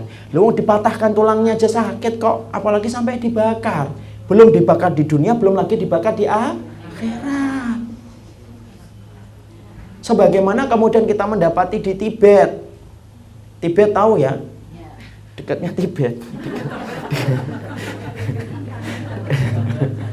Ya. Tibet, ibu saya itu pernah ngelihat tayangan WhatsApp itu. Tayangan WhatsApp. Bahwasanya di dalam tayangan WhatsApp itu betul-betul kelihatan setiap berapa hari sekali mayat-mayat itu dibawa, jenazah-jenazah itu dibawa oleh para biksu-biksu itu ke atas bukit, ke atas gunung yang di atasnya ada kuil. Kemudian apa? Dipotong-potong kayak encah-encah daging. Hidungnya dipotong, dicongkel matanya, dipotong ininya. Kemudian dikumpulkan dalam satu bak, satu ember. Jadi daging kecil-kecil yang sudah nunggu apa? Gerombolan burung pemangkan bangkai. Kalau sudah dipotong semuanya tinggal tulang-tulangnya tok. Kemudian disebar daging itu kemudian burung pemangkan bangkai. Kenapa semacam itu? Mereka berkeyakinan bahwasanya manusia ketika mati reinkarnasi tidak ada lagi harganya jasad yang dia miliki. Coba, hanya nggak ngetahui satu hadis tok loh ini. Kita bisa bayangkan ruginya kita kalau tidak mengenal Nabi. Makanya syariat itu tidak pernah menghinakan kita. Syariat itu memuliakan kita. Yang menipu kita itu siapa? Yang menipu kita itu syariatnya manusia, itu nipu kita. Kenapa? Syariat itu dibuat sesuai dengan kemauan mereka. Itu syariatnya manusia, itu aturannya manusia. Kalau syariatnya Allah mungkin nggak nipu kita. Nggak mungkin Allah itu nipu kita. Kenapa? Allah itu Rahman kok. Allah itu Rahim. Ketika Allah membuat syariat, Allah memiliki sifat Rahman, Allah memiliki sifat Rahim, Allah memiliki sifat Alim. Kumpul sama kesempurnaan dalam zatnya Allah membuat syariat untuk kita. Coba kalau kita lihat aturan manusia, mungkin dibuat orang pinter, tapi belum tentu dia penyayang. Mungkin dibuat orang yang penuh kasih sayang, penuh cinta, romantisme, tapi belum tentu dia pinter. Ya kan? Kenapa? Itu manusia. Banyak orang yang pinter, tidak punya kasih sayang. Penuh kasih sayang, tapi tidak pinter-pinter. Itu manusia. Itu kan manusia. Makanya kalau kita ngikutin aturan yang dibuat oleh manusia, berarti kita ninggalkan aturan Allah, kemudian kita berpindah kepada aturan manusia. Dan syariat itu memuliakan kita. Makanya orang yang sampai ninggalkan syariat Allah, kemudian tidak mengikuti Nabi, dia akan mendapatkan apa? Dia tidak mendapatkan cinta dan susah untuk diampuni. Dan kedudukannya dan sifatnya itu persis kayak orang Yahudi. Kok kayak orang Yahudi? Iya. Buka surat Al-Baqarah.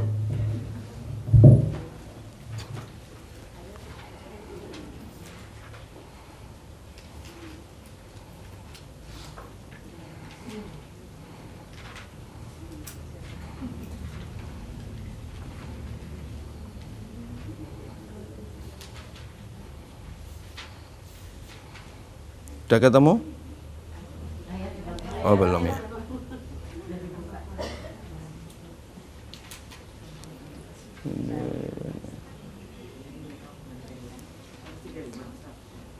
Bentar.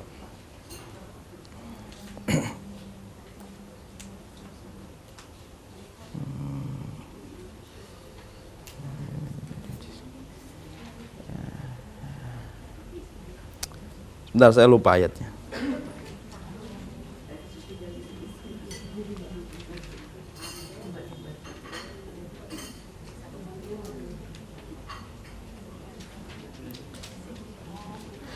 Wa id qultum ya Musa lan nasbira ala ta'amin wahidin fad'u lana rabbaka yukhrij lana mimma tumbitul ardu min baqliha wa qisaiha. Itu ayat berapa itu?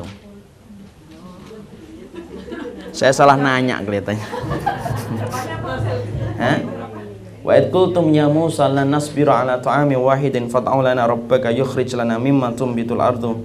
Menghafal ayat itu lebih mudah daripada menghafal nomor ayat. Kalau saya ayatnya susah, nomor ayat juga susah. Sudah? Ya sudah, saya nyarikan aja deh kalau kayak gitu. Buka, kemudian 61. 61. 61.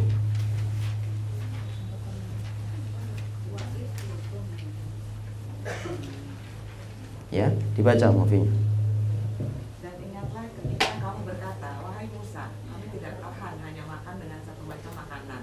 Maka mohonkanlah kepada Tuhanmu untuk kami agar Dia memberi kami apa yang ditumbuhkan bumi seperti sayur mayur, mentimun, bawang putih, kacang adas, bawang merah. Dia Musa menjawab, apakah kamu meminta sesuatu yang buruk sebagai ganti dari sesuatu yang baik? Pergilah ke suatu kota, pasti kamu akan memperoleh apa yang kamu minta. Kemudian mereka ditimpa kenistaan dan Sudah. kemiskinan. Ibu, tadi saya katakan bahwasanya orang yang meninggalkan syariat Allah kemudian akhirnya berpindah kepada apa yang dia buat sendiri dengan meninggalkan syariat Allah. Kenapa lebih parah daripada Yahudi? Siapa yang bisa mengambil pemahaman dari ayat yang tadi barusan kita baca? Maksudnya gimana sih? Kita belajar memahami dalil dan kesimpulannya. Ya. Bani Israel pada saat itu kan sudah bisa diberikan kenikmatan oleh Allah sebenarnya gitu kan, tapi dia meminta yang lain. Apa kenikmatannya yang dikasih? Makan dari sawah itu. Tapi Betul. makanan dari Betul, mumtaz. Cara mengambil kesimpulannya begini, Bu. Orang Yahudi, ini terlalu kencang. Orang Yahudi itu kemudian sudah diberikan oleh Allah kenikmatan. Kenikmatan apa yang Allah berikan kepada Yahudi? Yaitu kenikmatan daging burung dan buah-buahan, acar buah. Tapi Masya Allah ketika Allah sudah memberikan itu kepada mereka, tega-teganya orang Yahudi kemudian meminta kepada Allah dengan perkataan yang sangat tidak sopan. Mereka berkata, wa id qultum ya Musa lan nasbiru ala ta'ami wahidin fad'u lana rabbaka yukhrij lana mimma tumbitul ardu min baqliha. Musa, kami itu udah bosan dengan makanan ini.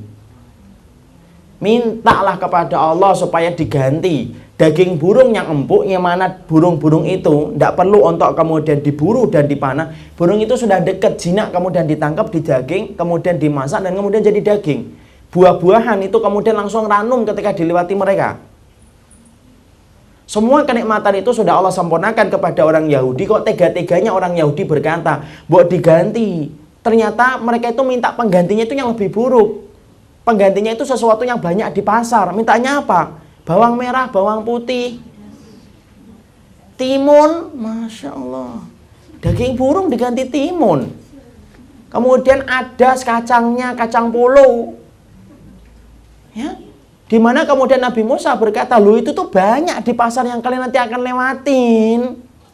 Kalau daging burung ini daging burung yang Allah kirimkan dari langit. Dan kemudian Allah turunkan pula buah-buah yang ranum. Tapi begitulah cara kalau orang itu sudah nggak ngerti iman.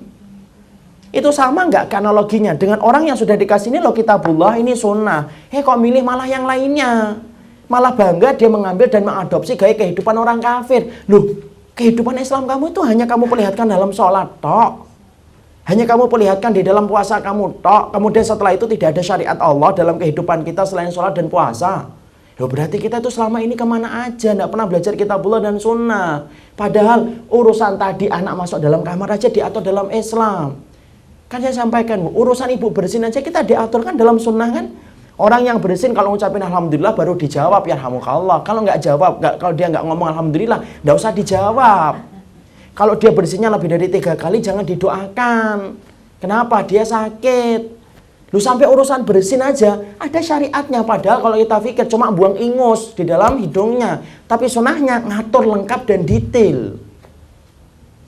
Makanya Masya Allah lu kamu ini, kita ini bodoh. Kenapa saya ngikutin syariat? Ya karena saya bodoh. Makanya saya ngikutin apa yang Allah ajarin. Masa kita tidak senang bahwasanya guru kita dan pengajar kita adalah turun dari langit dan dijalankan oleh Nabi. Guru yang terbaik dalam kehidupan manusia itu siapa? Rasul. Tidak punya tendensi apapun kecuali mendatangkan kemaslahatan hidup. Tapi kalau orang kafir yang membuat sesuatu, pasti banyak maunya dan pasti banyak penyimpangannya. Kenapa? Datang dari manusia. Tadi kan saya katakan, kalau manusia dia kadang-kadang pintar tapi belum tentu Rahman. Dia pintar dengan belum tentu dia Rahim. Berapa banyak orang yang pintar tapi bengis dan kejam. Tapi ada orang yang kemudian betul-betul mungkin kasih sayang, tapi tidak punya dia kemampuan untuk melihat seluruh masalah. Itulah manusia. Akalmu terbatas, matamu terbatas. Akalmu terjangkau. Ketika akalmu terjangkau dan matamu terbatas, tidak usah memaksakan diri untuk kemudian membuat syariat yang sudah disempurnakan oleh Allah dalam kehidupan kita. Syariat ini sempurna atau tidak sempurna? Sempurna. Mana dalilnya? Buka surat Al-Maidah.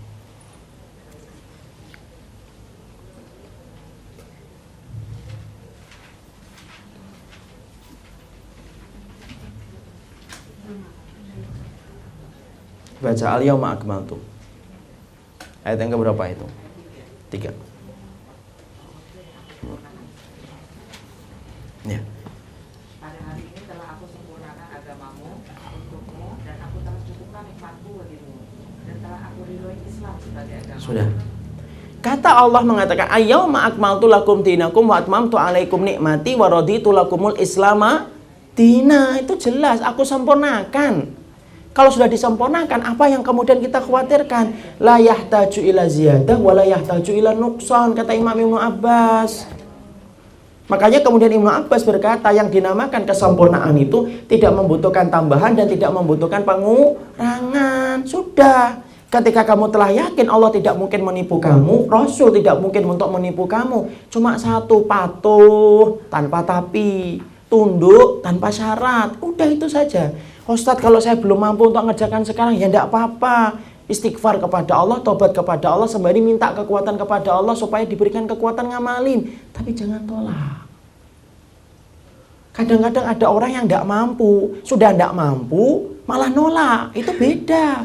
Ada orang yang tidak mampu karena memang belum mampu mengerjakan, itu moga-moga diampuni oleh Allah. Ada orang yang tidak mampu tetapi dia menolak kewajibannya, itu parah. Kenapa? Yang kedua ini dosanya besar, bahkan bisa menyebabkan perkara-perkara berat dalam agama. Tapi kalau yang pertama, moga-moga dia diampuni oleh Allah. Saya memang tahu saat itu hukumnya wajib, tapi saya belum mampu. Tidak apa-apa, minta kekuatan sama Allah. Jangan ingkari hukumnya. Kenapa? Syariat itu tidak mungkin menipu kehidupan kita. Ibu, yang namanya seorang ibu saja, seorang ibu, mungkin nggak ada seorang ibu yang kemudian ingin mendatangkan kemudaratan untuk anaknya. Nggak ada. Ibunya lagi mikir, lagi ngapain bu? Saya ingin merencanakan keburukan buat kamu, nak. Nggak ada. Loh, kalau seorang ibu saja, yang mana dia itu kemudian memiliki keterbatasan, ternyata tidak mungkin bagi seorang ibu mendatangkan kemudaratan untuk anaknya. Loh, Rabbnya segala ibu di atas muka bumi ini apa mungkin mendatangkan kemudaratan buat saya dan buat ibu-ibu? Tidak mungkin lah. Ibu kan kalau sampai anak, coba, ibu sama anak, rela tidak tidur selama anaknya tidur. Rela kemudian ibu makan kemudian kol, kemudian anaknya pakai makan ayam, enak. Beli ayam, Lamongan, ayamnya satu, kolnya banyak. Ayamnya kasihkan kan. Sudah ibu, ini kan. Berapa banyak ibu-ibu itu yang rela, Masya Allah. Dia rela untuk makan sesuatu yang apa adanya, sisa anaknya, itu seorang ibu. Ya atau tidak? Nggak usah dijawab, karena saya tahu ibu pasti menjawab iya. Loh, kalau seorang ibu saja, tidak mungkin dia itu kemudian menipu anaknya. Loh, apa mungkin Allah itu zat yang menciptakan seluruh ibu di muka bumi ini, kemudian mendatangkan mudarat untuk saya dan ibu. Sampai ada orang yang ngomong, syariatnya Nabi itu sudah nggak berlaku hari ini. Loh, kok tega ngomong kayak gitu ketika padahal KTP-nya Islam. Oh, Islam itu pokoknya di masjid tok, di pondok, di musola. Jangan ngomong Islam kok di kantor. Loh, kamu kira bahwasanya kekuasaan Allah itu hanya di kantor? Padahal Allah mengatakan lillahi mulkus samawati wal ardi. Ayo dong, mikir dikit. Allah tidak mungkin nipu syariat kita. Ada orang itu bencinya sama syariat walaupun doinya muslim. Oh, ini syariat tidak cocok nih. Loh, sejak kapan syariat itu jadi prasmanan? Kalau ibu senang, ibu kemudian pilih martabak. Kalau ibu tidak senang, ibu pilih batagor. Kalau ibu tidak senang martabak dan batagor, ibu pilih soto. Itu bukan prasmanan. Syariat itu konsekuensi. Nah, kalau kepingin nggak mendapatkan surga, ya ada kuncinya. Lo mendapatkan email aja harus patuh kok sama Gmail kok. Mosok mendapatkan surga tidak mau taat sama Allah dan segala syariatnya? Dari mana kita akan mendapatkan itu? Secara logika itu tidak masuk. Secara logika loh, belum secara dalil loh. Sampai kemudian ini begini, ini menurut saya. Kok menurut saya? Bukan menurut saya. Ya, ada orang yang belum pakai jilbab misalkan, karena dia belum mampu, suaminya ngelarang mungkin dan yang lain, kita husnudon, kita doakan saja. Tapi dia tidak mengingkari, saya tahu Ustadz hukumnya wajib, tapi saya belum bisa. Sudahlah, doain. Bagi kita yang sudah mampu, tolong ya, jadikanlah orang lain itu nyaman gitu loh ketika dia belum mampu. Jangan nyinyir, udah ngaji lama kok masih gitu-gitu aja sih. Tidak usah gitulah. Bukannya kita juga tidak mau digituin sama orang. Kenapa sih kita itu kadang mengharapkan yang terbaik dari orang, tapi kita nggak pernah memberikan yang terbaik untuk orang lain? Ya, kalau selama dia itu mengatakan saya tahu ini hukumnya mbak, tapi saya belum bisa, nggak apa-apa, hormatin lah. Kita doakan supaya dia kemudian dikuatkan oleh Allah. Tapi beda loh sama ada orang yang kemudian dia mengingkari hukumnya. Alah, nggak ada itu perintah jilbab itu budaya Arab, yang penting hatinya, yang penting jilbab hati. Orang semacam ini kalau ketangkap polisi, mana helmnya? Tidak perlu pak, yang penting helm hati.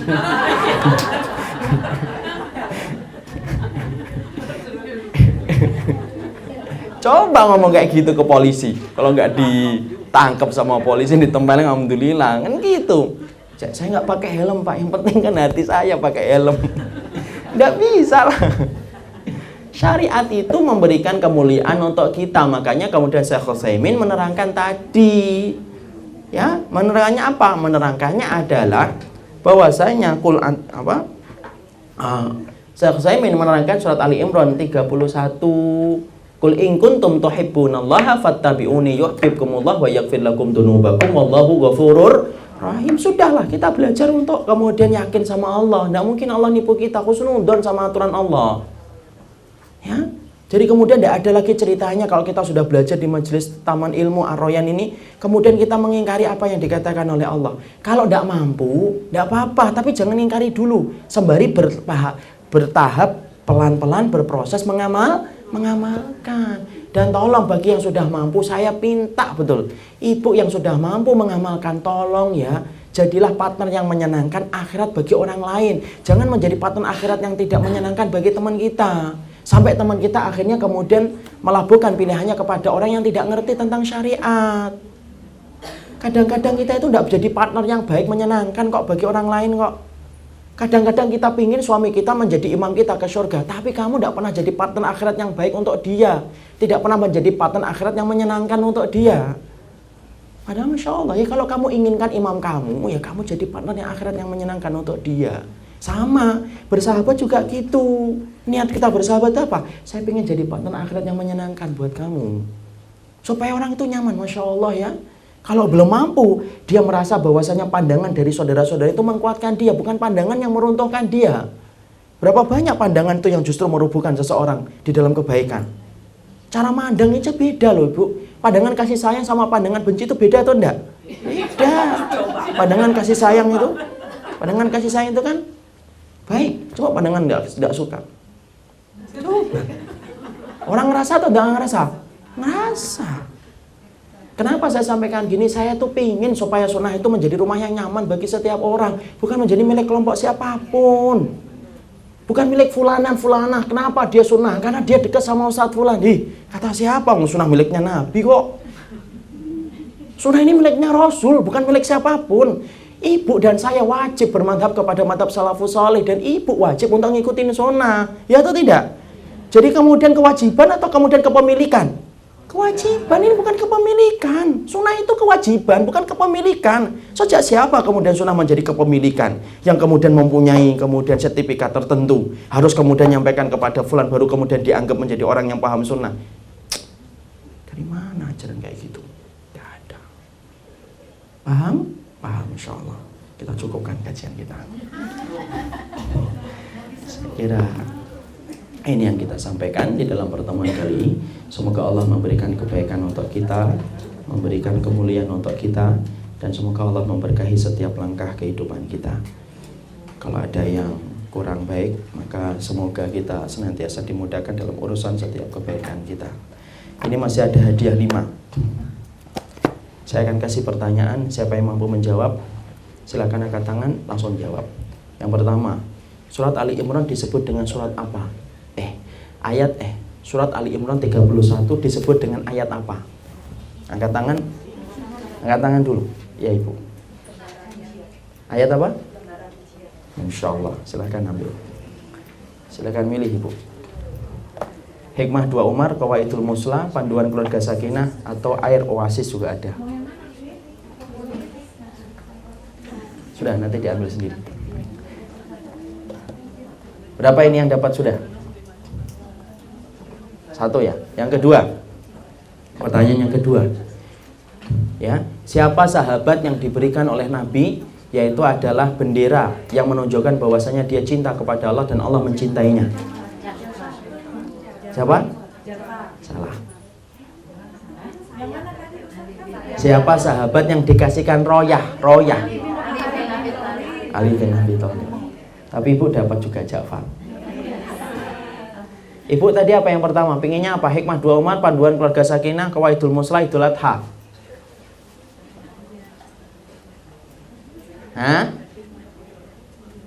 Hikmah 2 Umar. Ya, sudah. Hikmah 2 Umar 2. Jadi masih 3.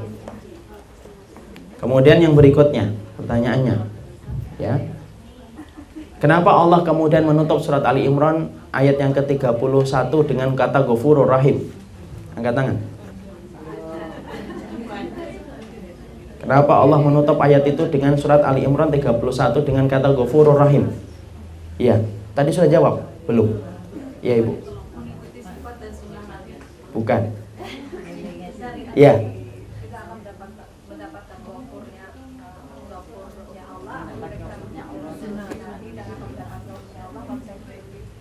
Sunnah, barakallahu fiik.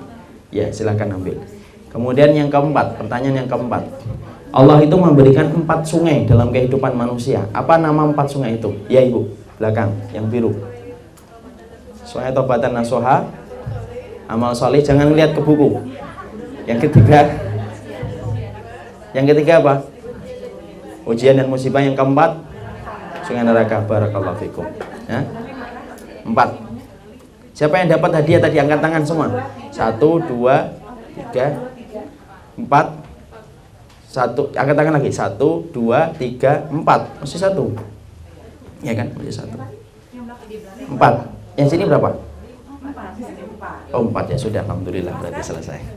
Silakan hadiahnya nanti kemudian diambil di umum V-nya. Barakallahu fikum, subhanakallahumma wa bihamdika, asyhadu an la ilaha illa anta, astaghfiruka wa atubu ilaik. Assalamualaikum warahmatullahi wabarakatuh.